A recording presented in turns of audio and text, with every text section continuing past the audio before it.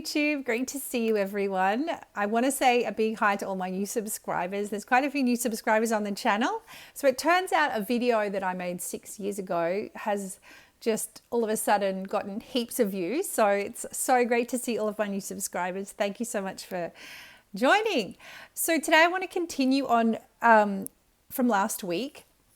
Last week I was talking about the boundaries book. Hang on a tick, I left it over there.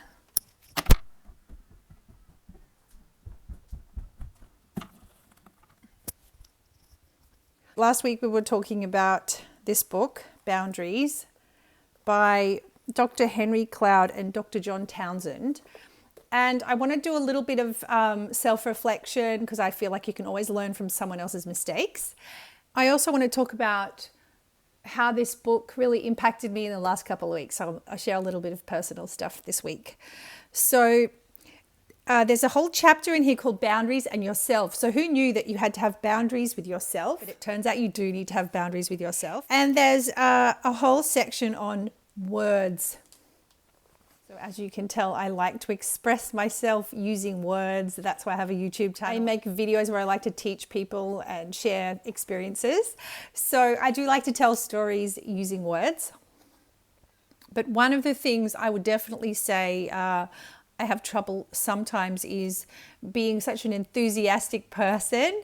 I sometimes get so enthusiastic, I have a little bit too much to say. And one of the things that I always try and work on, I'm constantly working on, is setting verbal boundaries on myself. So here's a sentence. Many people who have difficulty setting verbal boundaries on themselves aren't really aware of their problem. So at least I'm aware of the problem. So that's good. Step one, recognize that you have a problem. Step two is take on the challenge of working on the problem and improving in this area. There's another sentence in this book, which is where you know when you have a problem, when a friend says to you, I was only having a pause, it was like a comma in my sentence, not a full stop.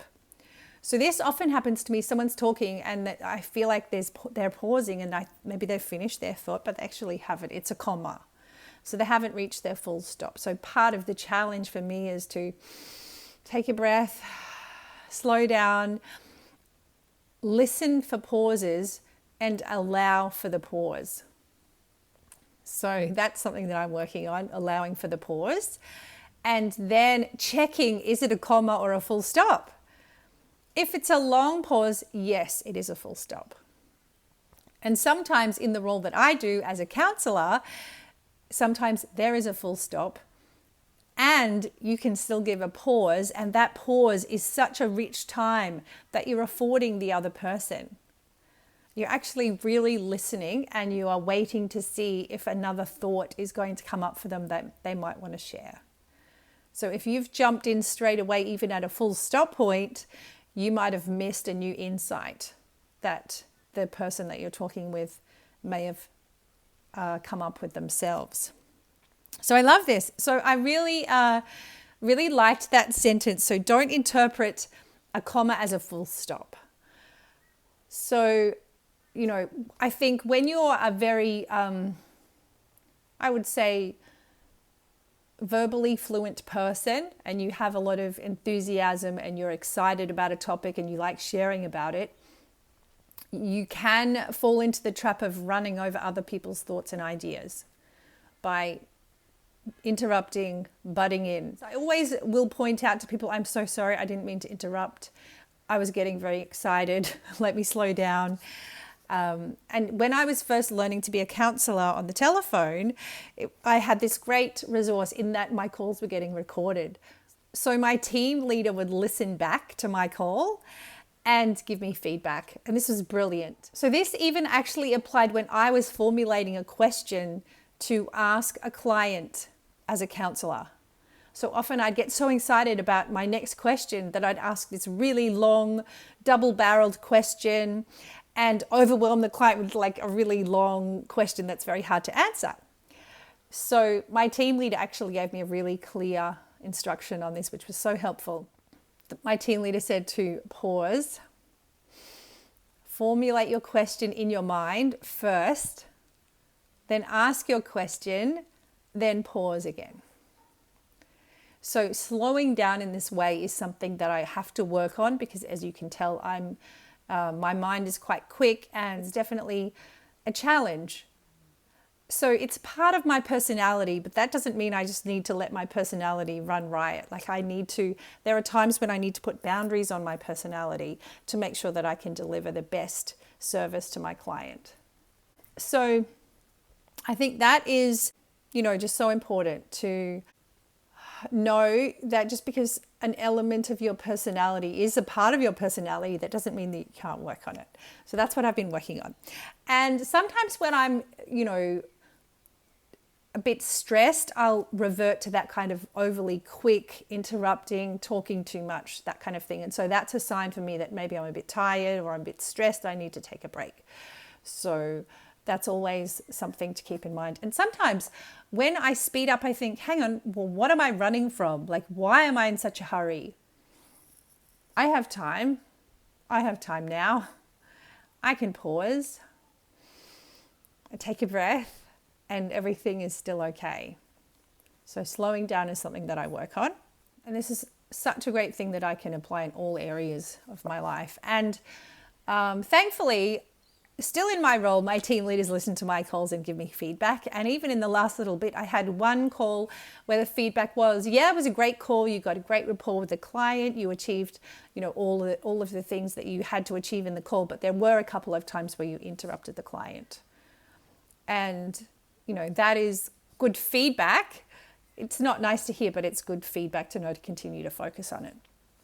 And then a week later, I had another call that was reviewed, and my team leader was really pleased. She could tell I had really worked on in that call. The client, when I first spoke to them, they were quite stressed and irritated about having to do the call. But then once I gave them some space and reflected back what was happening for them, they really settled down into the call. And my pace, my ability to moderate my pace, my tone, to give that client time was so valuable for them. And so my team leader saw that and noticed that, and even asked me to listen back to the call so that I could hear it, and I could hear pauses. So that was like a little breakthrough for me. It's easy to put yourself down when you think, well, this is part of my personality and how come I still haven't learnt this? And, but we can always still work on learning these kinds of things. And as a counselor, your tone of voice, the pace, all of these things are the sort of the counseling skills that we work on. So there's the questions that you formulate, some closed questions, some open questions, but also the tone, the pace. So that's a gift that you can give your client if you can help them to moderate their tone and their pace, and you can help them to kind of settle their central nervous system as well. Just in terms of counseling skills, since we've started talking about it, so I'll tell you a few more of them. So, how to be a good counselor is, first of all, to find out what's been happening. So get a sense of what the problem is. Just on that, in terms of the beginning questions, when you've got a counseling client, do you want to tell me a bit about what's happening or what's brought you here today? Sometimes the client isn't even sure of the problem. So part of the counseling is helping them to understand what the problem is. And as they begin to talk their thoughts out loud, it helps them clarify what the problem is, and then it's easier to figure out and collaborate on the way forward. And then reflect back for the client what you've heard that the problem is, because maybe you haven't heard, right? So reflection is also a really good skill as a counselor. And you are going to be listening, reflecting back, and then asking what they've already tried. So finding out what advice they've already sought, what suggestions they've already tried, because you don't want to go in before you've even figured out what they've already tried. So that's another good tip. So they need to feel heard. They feel like you understand what they're going through by reflecting back what's happening. You might want to even reflect some feeling words. So having a list of feeling words is also a really good tip. So this is a question from Brief Solution Focused Therapy. What's helped you in a time in the past when you've gotten through something difficult? What do you normally turn to when things are difficult? And then you're going to hear from them some tools that they already have or some ways that they've dealt with difficult things in the past. So that's also a good tip. Then finally, you also want to refer the client onto other services and programs that, you know, where they might be outside your realm of expertise. So always refer on. So if there's something you don't know the answer to, never pretend to know what's happening. Just tell them that's not my area, or I'm not trained in that, and refer them on to other services. So I think, and the other one with counselling is often education. So educating them, letting them know that what they're going through is normal, helping them understand more about the problem. So there's a little bit of counselling skills in there as well for you today, based on my experience as a counsellor. And just for old time's sake today, I'm filming this video from pretty much the exact same spot that I filmed the video 6 years ago. The place is a bit different. It's had a reno, but it's the same spot. Thought you'd like to know that little bit of trivial information. But yeah, I haven't filmed from this spot for a while. There's a big window here, so I thought, you know what? If it's worked well for that video, let's give it another go today. Okay, so it's a big milestone coming up, guys. I'm very close to 1,000 subscribers. So thank you so much if you've subscribed. We're getting very close to 1,000. Please like the video, share it with someone if you found it useful. I think we definitely have to do some kind of celebration if we do get to 1,000 subscribers. I'd love for you to leave a comment. So there's the algorithms obviously fed my video to some new audiences. Yeah, let me know what kind of videos you'd like to hear from me and I will make some. So we're doing a video a week and a short in between. So lovely to have you along here, YouTube. And I had a comment that, why do you call everyone YouTube? So to me, YouTube is my YouTube audience. So I thought I've been calling everyone hi YouTube or bye YouTube for a long time. So I can't change now. It's just part of how I greet you all. I will keep sharing from this book because this is actually a really good book. I'm not finished. I'm about halfway now. So I'm reading the chapter on marriage, which is actually, it's called Boundaries and Your Spouse.